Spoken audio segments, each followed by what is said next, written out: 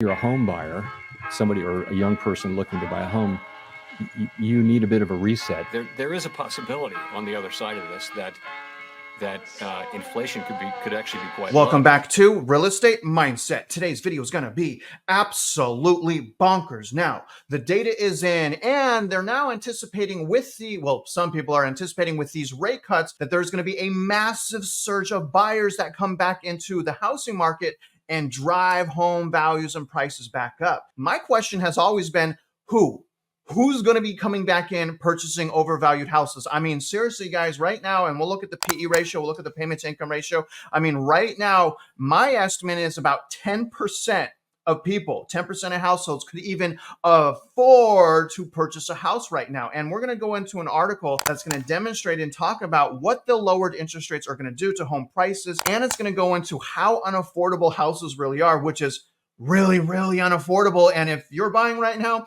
I would be super careful. And also think of this. Think if you bought about a month and a half ago at an 8% rate. If you would have waited just 1.5 months, rates are now 6.5%.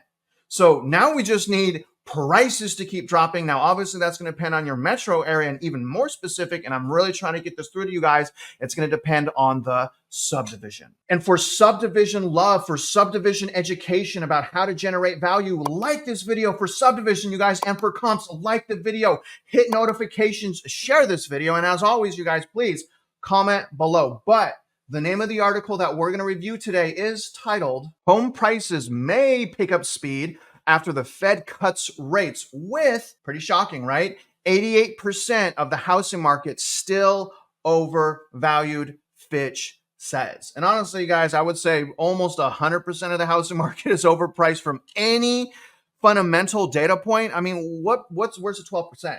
What part is still affordable? It's 12%. That's what I really want to. Is it Jeff's area in St. Louis? Jeff, is it your area they're talking about? I mean, whose area is still affordable? Think about it, seriously. Anyways, 3 bullet points, you guys. Home prices may pick up speed after Fed cuts rates next year, according to Fitch. Let me talk to you guys about that real quick. Now, I've said that if we have rate cuts, like substantial rate cuts, 100 basis points, 150, 200 basis points, I think the housing market's going to crash. I think the high rates are preventing that from the housing market prices from crashing even more than they have already. But if they play this little, quarter basis point, maybe even 10 basis point game, I think that can actually mess with people's head and change the sentiment to make people think that we're actually headed to a soft landing when we're really not. Bullet point number 2, the ratings agency sees prices rising as much as 3% next year and up to 4% in 2025. However, I want to point out that both Zillow and Redfin and the Realtor.com has all changed that tune to negative price growth now in 2024, but not according to these people. That would come after the Fed is expected to cut rates by 75 basis points in 2024. And honestly, you guys, 75 basis points is not a lot considering that would be over the entire year. The sentiment and the attitude of people is what's really being affected by this right now. Absent the economic turmoil, home prices may pick up after the Federal Reserve rate cuts next year, offering a little relief to an already overvalued housing market. Well, it may actually increase inventory, which is something that we really need. In line with the central bank's own projections, Fitch expects the Federal Reserve to cut interest rates 75 basis points in 2024. Meanwhile, home prices are expected to move up 0 to 3% next year, followed by a 2 to 4% boost in 2025. This will continue to impact affordability, particularly for entry-level first-time homebuyers, thereby constraining demand, Fitch said on Wednesday. The projected increase in home prices would come as 88% of metro areas in the U.S. housing market were overvalued as of the second quarter. I'm going to say 100%, but whatever. That's little change from 89% a year ago and up from 73% in the first quarter of last year. I'm really interested to see how they calculate that. In addition, the margin by which homes were overvalued widened. Fitch found that homes were 9.4% overvalued in the year's second quarter, up from 7.8% at the end of 2022. Not everyone shares Fitch's price projections. For instance, Realtor.com sees lower mortgage rates slowing demand as buyers won't feel rushed to buy before rates rise further anymore. That's a good point. You guys, there were people that had fear of missing out, rushing to buy houses because they thought interest rates were going to go into the 9%. And honestly, people and realtors were feeding them that the whole time. You got to buy now. Who cares about fundamentals? Rates are going to go up. And when they go down, everyone's going to buy a house. So you got to buy now. Comment below if you've heard that at least one time or seen it on social media. Maybe I'm wrong. Maybe it's just me that's seeing that. But comment below. Let me know if you've heard that nonsense. Anyways, as buyers won't feel rushed now, they're expecting a dip of 1.7% in 2024. Very intriguing. Still, between high mortgage rates and rising home prices, the U.S. housing market in 2023 was the least affordable on record, according to Redfin data going back to 2011. It was actually a little bit more affordable at the late 70s and early 80s. From a payment to income ratio standpoint. Lastly, that came as persistently high mortgage rates kept current homeowners largely off the market, worsening an already limited market supply. Some relief to this trend may come in 2024 as mortgage rates have already started slipping from highs of almost 8%. So most of the real estate bulls are saying prices are going to go down. And I love how they're, they're basically Realtor.com is pointing out that the fear of missing out is not going to be there as much. And that's exactly what we mean, because what I saw in 2024 was mostly emotional home buying. I saw very little people like House Hacker comment sometimes like, hey, I got this deal. It's an accessible dwelling unit. Half of my mortgage is paid. Like fundamentals, right? Most of the people are like, yeah, I finally got one. I can be a man now, or I can start my life, or I'm living the American dream, and all of that ridiculousness that was sold to them during the home buying process. And we see this in the buyer's remorse surveys being in the 80 and 90 percentile. Almost no one, except maybe Jeff on our channel, you guys should know Jeff, absolutely no one is happy about purchasing a home in 2022 and in 2023. It's absolutely bonkers the amount of people that have regret and the fact that people are still purchasing. Before I end, let me show you guys some unaffordability charts to show you guys just how unaffordable things really are. Now, you guys know I love to talk about payment to income ratio and PE ratio, but let's read this. Housing market and unaffordability. Now, the last bullet point is really what I want to cover. Now, this is at 7.79% rate. So rates are a little over a full percentage point lower. So the payment to income ratio will go down. But this is what this is saying. To go back to long run affordability levels, that would require a combination of a 4.4% decrease in interest rates. And we already had 1%, a little over 1% in 30-year rates. Also, a 62% raise in median household income. I've lost income. So unfortunately, I'm not making more income. I'm actually losing income rapidly right now. It's very stressful. Or a 38% decline in median home price. We saw massive declines, about 19% from peak in Austin. With same thing out in Phoenix, same thing in Denver, Salt Lake City. I mean, those places are down from peak, even though some of them show up from peak. Look at Anaheim, guys. Look at Anaheim. Anaheim shows it's the leading, right? It's leading. It's up 19% or something crazy. But look at what it's at from peak. It's barely even moved at all. Now look at this chart right here. This is a national payment to income ratio as a loan officer of 2 decades. I'm going to tell you right now, that is not how you calculate debt to income ratio. This is nonsense because they're not counting property taxes and they're not counting homeowners insurance or yearly or monthly HOA dues, which if you own a condo or a townhouse, that could be actually, 25% of your mortgage payment. So this is completely unrealistic. It's also based on gross income, not takeaway income. It's sitting at 40.5%. That is at 7.79. So calculating interest rates sitting at about 6.5 right now. So it's sitting at right now, national payment to income ratio, more like 35 to 37%. But I also want to let you guys know that's still really unaffordable and really high, because if you go back, you look at the great financial crisis, we peaked at 34%. And back then we had stated loans.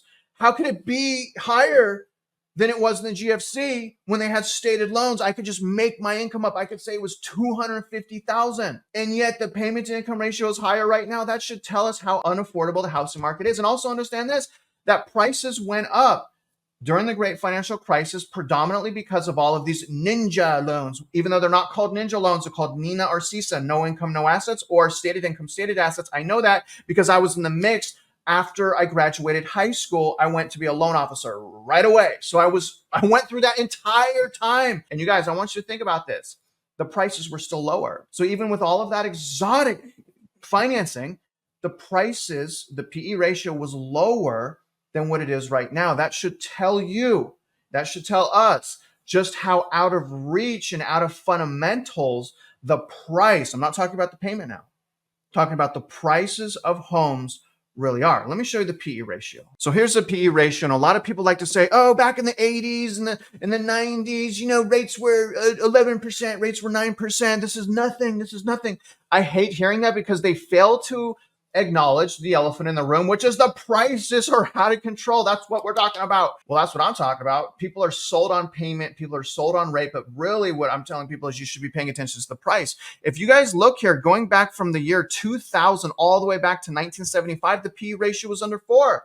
It was in the 3s and 4s. So they could afford 10, 15% interest rates. Right now, people can't afford that because, again, the PE ratio and the payment to income ratio is so out of whack. And during the great financial crisis, it never even hit 7%. I'm sorry, 7 times it never even hit. The max it got, I believe, was about 6.8, 6.9 times median household income. Right now, we were sitting at over 7. It dipped with prices, but went back up. You see that? So again, even though rates are going down, that doesn't necessarily mean that PE ratio will go down. And the reason I say that is so that you guys understand the difference in price versus payment, okay? Now, if we want to talk about affordability, let's talk about how to achieve affordable houses. There's a few ways to do that. Now, number one, and I know you guys hate to hear this, well, I mean, obviously waiting to find a great deal, that's going to be the number one thing, okay? But taking outside of waiting for a great deal and using the data and subdivision data, the number one thing is location, okay? For example, like for me, I have a small box of where I want to purchase in, so it's taking me longer to find a great deal in the area that I want to buy. But if I was willing to move to a different area, I could find a house tomorrow under 2021 values, 10% under 2021 values, have the seller pay all my closing costs, and it would be a house that I love. But I'm not willing to move to a different location. So understand, if you're looking for affordable houses, the number one thing is location. Okay, maybe you can find a more affordable house in a different location. Now, number two is your payment. Okay, and in order to get lower payments, you could do things like, you know, doing property tax homesteads, shopping your homeowner's insurance, shopping your loan, making sure you're getting the lowest interest rate, and having the best possible credit you can have. Because generally, not always, but generally, the higher your credit score, depending on the tier, the better your interest rate. So the payment is important. Now, the third thing is price, and that's why I tell you guys, use the data, use comps. Okay, the data is called comps. Comps are sold houses, and that's generally how value is created. Generally, in order for an appraisal of a home to be created, we need 3 comps in the property's subdivision, because every subdivision is different. So the price is very, very important. Best ways to get the price down is to negotiate, and make sure you have a realtor that understands how to negotiate and has your best interest in mind, which unfortunately that's a little bit rare. Now, the last thing, you guys, and the most important thing to get affordability back to balance is you. And I say that with love and empathy. I lost everything. I had a foreclosure, bankruptcy, repo. I crawled my way out of a gutter. I own a house right now. My credit's over 780. I think I'm in the 800s. It just depends on the month. But it's you. And what I mean by that is most people, I'm not saying that the viewers, you know, of my channel are like this, but most consumers are overspending like crazy. There are people making $150,000 a year living paycheck to paycheck. Most people that I've helped that want to purchase a house always have debt. Almost every single person I've ever helped has debt. So when I say you, understand what I'm saying is work on your purchasing power. Get out of consumer debt completely. Don't be shackled to consumer debt, and don't be overspending on houses. A lot of people will overexert themselves when they purchase a house because they'll spend every last dime to move in. You don't want to do that. You want to have, again, in my opinion, at least 6 months of reserve saved. Have no consumer debt, 6 months of reserve saved, and about 25% of your income going towards your payment. Those are things that you need to do. But if you're drowning in debt, you keep spending like crazy. I mean, absolutely no one that's making $200,000 per year should be living paycheck to paycheck. I mean, $200,000 is a lot of money, okay? So what I'm saying is, and this is probably the number one thing all of America needs to do right now, the number one thing, rebudget. Okay, we're in a society right now that makes crazy amounts of money by you having poor spending habits. Society, the economy, how everything works is dependent on you making bad spending habits. The reason I get cash back on my credit cards is because people have bad spending habits. If everyone had great spending habits, they wouldn't have made enough profit to reward me. So in other words, budget, you guys, and budget like crazy. I'm talking like every quarter, every single quarter, you should sit down with your spouse if you have one, or your loved one, and decide how to cut out the way you're spending. And I'm going to tell you guys right now, like 90% of people, literally, if you do this right now, you will find that you have way too much spending with going out to eat and how you spend money on food. And number two, it's subscriptions. I'm telling you guys, I know you're hearing me, but are you feeling me? Check how much money you're spending on subscriptions. It is absolutely bonkers how people are spending hundreds of dollars on subscriptions and they don't even know it. They're like, yeah, I got the Netflix and maybe one other subscription. Like, no, you don't. You got 15, 20 subscriptions right now. You need to check it. Check it out. That's all I'm saying. Please, guys, check that out and comment below and let me know if I was right. Now, anyways, I hope you guys got some new insights, value, and perspective from this video. And if you're out there investing in real estate, you know I wish you luck and I hope you win.